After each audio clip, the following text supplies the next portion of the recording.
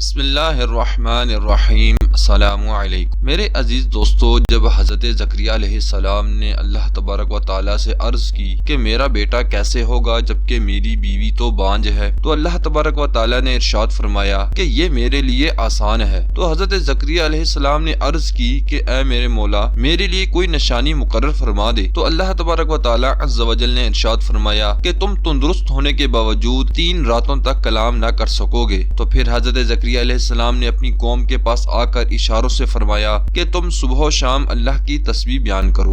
حضرت زکریا علیہ السلام نے جس جگہ کھڑے ہو کر یہ خطاب اپنی قوم سے فرمایا، اس جگہ کو قرآن پاک میں محراب کا نام دیا گیا ہے۔ عبید انفو لیب کے اس چیپٹر میں آپ کو محراب سے متعلق مستند اور مفید معلومات فراہم کریں گے۔ اگر ابھی تک آپ نے ہمارا چینل سبسکرائب نہیں کیا تو جلد از جلد سبسکرائب کر لیجئے تاکہ ہماری آنے والی نیو ویڈیوز بآسانی آپ تک پہنچ سکیں۔ محراب کا مطلب، محراب کا لفظ حرب سے بنا ہے، یعنی جنگ سے، کیونکہ حضرت زکریا علیہ السلام جس جگہ نماز پڑھتے تھے اس جگہ وہ کھڑے ہو کر اپنے نفس امارہ اور شیطان سے جنگ کیا کرتے تھے، اس لیے اس جگہ کو محراب کہا جانے لگا۔ گھر کی یا مسجد کی سب سے بلند جگہ کو یا پھر بادشاہ کی مخصوص جگہ کو بھی محراب کہتے ہیں۔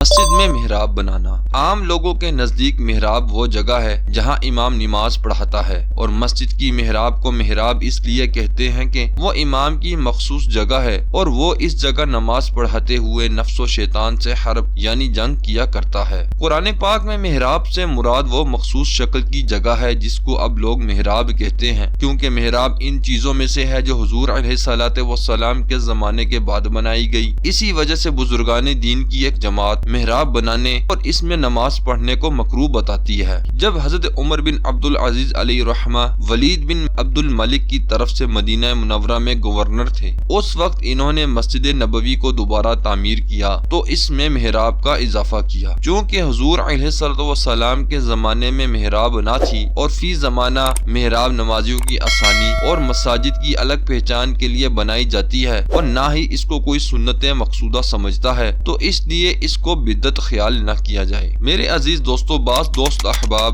امام کا محراب میں کھڑے ہونے کو 2 وجہ سے مکروہ کہتے ہیں۔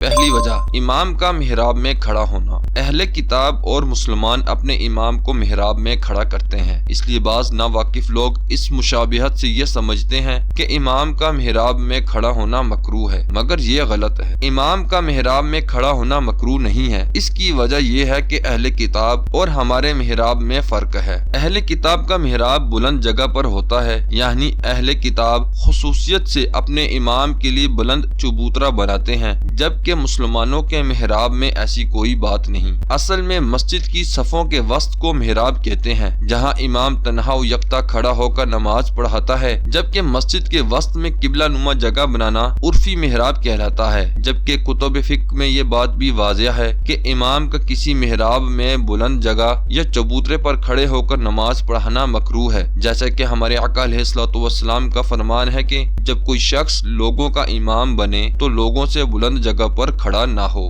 دوسری وجہ، بعض لوگوں کا خیال ہے کہ محراب مسجد کا حصہ نہیں ہوتی بلکہ یہ خارج از مسجد ہے، تو اس بات کو یاد رکھیے کہ جب مسجد بنانے والا جس جگہ کو مسجد کے اندر شمار کر لے تو وہ جگہ مسجد ہی شمار ہوگی، پھر بے شک وہ محراب ہی کیوں نہ ہو۔ اور جب مسجد بنائی جاتی ہے تو مسجد تعمیر کرنے والے کبھی یہ ارادہ نہیں کرتے کہ محراب مسجد سے خارج ہے، بلکہ مسجد کی محراب اسلامی طرز تعمیر کا شعار اور خصوصیت ہے۔ اگر آپ کو ہماری یہ ویڈیو پسند آئے تو کامنٹ سیکشن میں ضرور بتائیے گا۔